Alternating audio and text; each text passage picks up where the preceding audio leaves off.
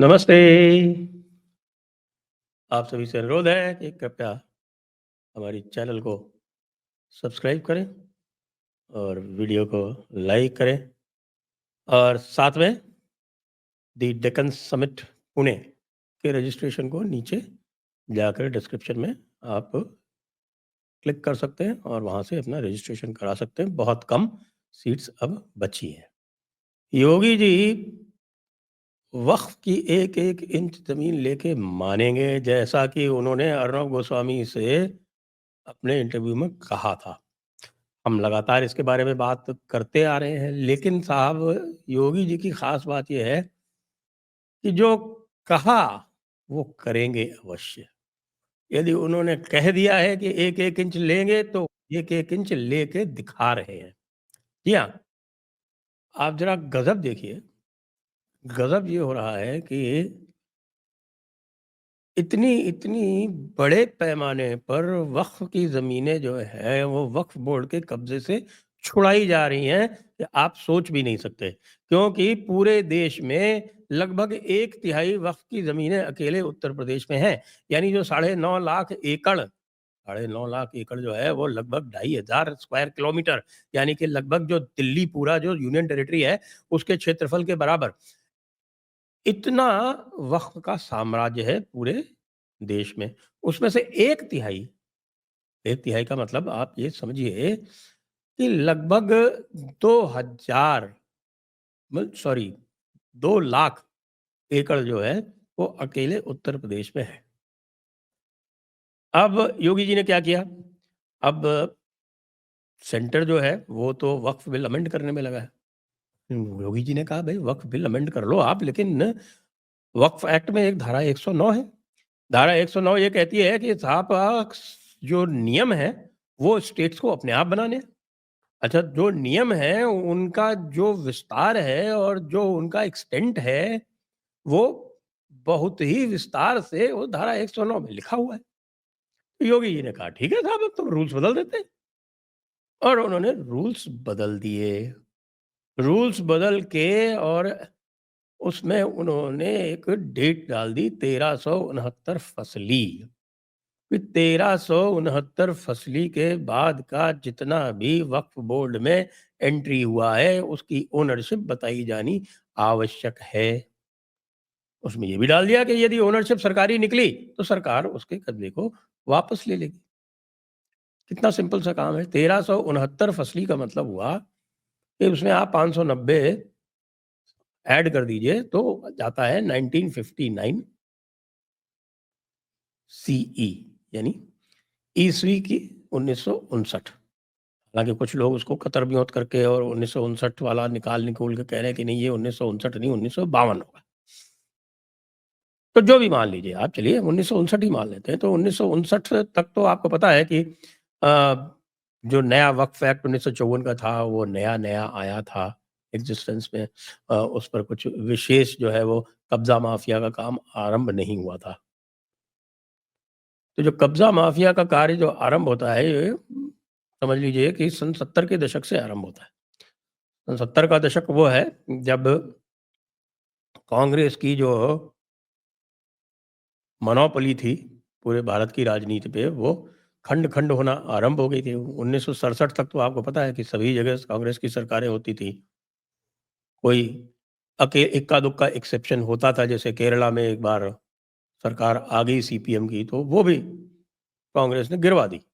तो वहाँ पे प्रेसिडेंट्स रूल लगवा दिया, दोबारा इलेक्शन करा के फिर से आ गए पावर में। 1967 में ये पूरा सिनेरियो बदला और बदल के आप देखिए कि वहाँ पर संयुक्त विधायक दल बने और 7 प्रदेशों में 1967 में संयुक्त विधायक दल की सरकारें बनी। उसमें उत्तर प्रदेश भी था और उत्तर प्रदेश में चरण सिंह जी के नेतृत्व में उस समय सरकार बनी थी। तो ये जब होने लगा, तब कांग्रेस ने पूर्ण तुष्टीकरण का माध्यम अपना लिया। और पूर्ण तुष्टीकरण में एक ये था कि भई जो आलिम उलमा थे, उनको साथ में बुलाया गया, उनसे all India Muslim personal law board बनवाया गया। जी, all India Muslim personal law board जो है, वो इंदिरा जी की देन है इस देश को। और ऑल इंडिया मजलिस इत्तेहादुल मुसलमीन भी नेहरू जी की देन है इस देश को, क्योंकि एमआईएम का जो पुराना सरगना था कासिम रज़वी, जो कि रज़ाकारों का हेड था, उसको बजाय फांसी चढ़ाने के उसको ये अनुमति दे दी गई कि वो चाहे तो पाकिस्तान जा सकता है, और पाकिस्तान जाते-जाते वो एमआईएम का कब्ज़ा जो है, ये हमारे जो हज़रत ओवैसी इस वक़्त के हैं, इनके दादा जान को सँभला गया था। और अब वो उनकी पार्टी चल रही है पुश्तैनी। अब योगी जी ने नियम बदल दिए। नियम बदल के उसके ऊपर कार्रवाई भी आरंभ हो गई। कार्रवाई आरंभ हो गई और उसके जो परिणाम आने आरंभ हुए हैं, वो इतने चौंकाने वाले हैं कि आप सोचते ही रह जाएँगे। सबसे बड़ा परिणाम जो है वो आया है प्रयागराज के बगल में कौशाम्बी ज़िले से। कौशाम्बी ज़िले में पहले एक 96 बीघा ज़मीन वक़्फ से खाली करवा ली गई थी, ये हमने आपको बताया था। अब उन्होंने 413 और संपत्तियाँ चिन्हित कर ली हैं। 413 संपत्तियों को चिन्हित करके जो लगभग 400 बीघा होती हैं, 96 हेक्टेयर बताई जा रही हैं वो, वो 400 बीघा वो जो ज़मीन है, सॉरी 43 हेक्टेयर, वो जो ज़मीन है, उसको वो अब खाली करवाने में लगे हुए हैं। यहाँ तक ठीक था। कानपुर का सुनिए, कानपुर में वो 548 संपत्तियाँ चिह्नित हो गई हैं। कुल 1600 से कुछ अधिक संपत्तियाँ हैं, उनमें से 548 संपत्तियाँ जो है वो सरकारी संपत्ति पर बनी हुई हैं। जी, उसमें मस्जिद भी है, कई सारी मस्जिदें हैं, सरकारी संपत्ति पे बना दी गई हैं। और जहाँ-जहाँ मस्जिदें सरकारी संपत्ति पे बनी हुई हैं, उनको तो ढहाया जा ही रहा है, आप सुन ही रहे होंगे। रोज़ाना खबर आती है कि साहब यहाँ मस्जिद गिरा दी गई, वहाँ मस्जिद गिरा दी गई। क्यों? क्योंकि वो अवैध बनी हुई थी, सरकारी संपत्ति पे बनी हुई थी। संभल में जो चल रहा है वो आप देख ही रहे हैं। संभल में जो काम इन लोगों ने किया, उसका इतना सुंदर प्रतिफल मिल रहा है कि मैंने बात चर्चा सुनी है, और चर्चा लोग बाग बात कर रहे हैं, और मुसलमानों में ये बात हो रही है कि यार ये क्या हरकत कर दी इन्होंने संभल में कि पूरे उत्तर प्रदेश के मुसलमानों पर और ख़ास तौर से आलिम उलमा पर आफ़त आ गई। जब उन्होंने कहा, योगी जी ने, कि ये तो कब्ज़ा माफ़िया है, वक्फ बोर्ड जो है ये कब्ज़ा माफ़िया बन गया है, ये माफ़िया बन गया है। तो उसके बाद से आपको पता है क्या, जो वहाँ का जो सेंट्रल सुन्नी वक्फ बोर्ड है, वो उत्तर प्रदेश का पुराना कानून हुआ करता था 1936 वक्फ एक्ट, उसमें बनता है वो सेंट्रल सुन्नी वक्फ बोर्ड।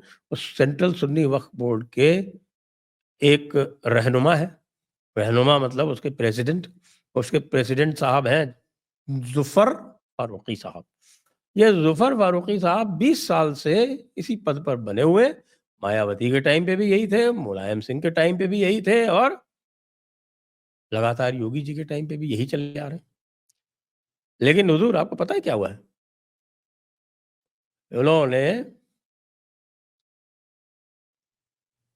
उन्होंने स्वयं को गायब कर लिया है। यानी ज़ुफ़र फ़ारूक़ी साहब का अता-पता नहीं है कि कहाँ गए। क्योंकि ज़ुफ़र फ़ारूक़ी साहब के खिलाफ जो है लोगों ने शिकायतों का अंबार लगा दिया, और शिकायतों का अंबार इतना लग गया कि साहब को उनके खिलाफ जब शिकायतों पर जांच शुरू हुई, जो कि योगी जी के यहाँ हो जाती है, बाकी और कोई होता तो किसी की हिम्मत नहीं पड़ती कि भाई सेंट्रल सुन्नी वक्फ बोर्ड जैसे इंपॉर्टेंट इदारे के चीफ के ऊपर हाथ डाले। यहाँ ऐसा कुछ भी नहीं है। तो योगी जी ने उनके विरुद्ध जाँच आरंभ करवा दी, और उसमें पता चला कि साहब इनकी तो पता नहीं विदेशों में कितनी ज़मीनें हैं, विदेशों में कितनी संपत्तियाँ हैं। जब उसकी जाँच आरंभ हुई तो ज़ुफ़र फ़ारूक़ी साहब जो हैं वो अंतर्ध्यान हो चुके हैं। यानी सेंट्रल सुन्नी वक्फ बोर्ड पे इस वक़्त ताला लगा हुआ है। तो अब जो कुछ भी जाँचें हो रही हैं उसका विरोध कौन करेगा? इसी तरह की खबर साहब बिजनौर से आ रही है, मेरठ से आ रही है, अलीगढ़ से आ रही है, और सभी जिलाधिकारियों को और पुलिस अधीक्षकों को ये निर्देश दे दिए गए हैं कि कोई भी सरकारी संपत्ति जो है, वो अवैध रूप से वक़्फ के कब्ज़े में नहीं रहनी चाहिए। और एक और काम कर दिया कि जो भी वक़्फ की ज़मीन है, वो बिल्डिंग बाय लॉज़ के अंतर्गत ले आई गई है। आप बिना नक्शा पास करवाए किसी भी प्रकार का निर्माण नहीं कर सकते। यहाँ तक कि आप ये देखिए कि वाराणसी और प्रयागराज को मिलाकर भी पूरा एक विकास प्राधिकरण ही बनाया जा रहा है। इस पूरे क्षेत्र में दूसरे जो बड़े शहर हैं उनमें, म्युनिसिपैलिटीज़ में, कहीं भी अधिकतर संपत्तियाँ जो हैं वो इनकी शहरी क्षेत्रों में ही हैं। 1,23,000 इनकी संपत्तियाँ हैं। और जब वक्फ बोर्ड के अमेंडमेंट का विरोध कर रहे थे हज़रत ओवैसी, तब वो यही कह रहे थे कि साहब कि 1,23,000 में से 1,12,000 के तो कागज़ हमारे पास है ही नहीं। कोई बात नहीं, 1,12,000 के कागज़ नहीं है आपके पास तो 1,12,000 के कहीं तो कहीं आमद-दरामद तो होगी ना। भई रेवेन्यू रिकॉर्ड में तो दर्ज रहा होगा ना कहीं पे। कि ताजमहल रेवेन्यू रिकॉर्ड में तो है ना। आज आप कह रहे हैं कि ताजमहल वक़्फ़ की संपत्ति है, तो चेक किया जाएगा कि भई 1952 1959 में इस पीरियड में वो वक़्फ़ की संपत्ति दर्ज थी या नहीं थी? यदि नहीं थी, तो आपको बेदखल कर दिया जाएगा।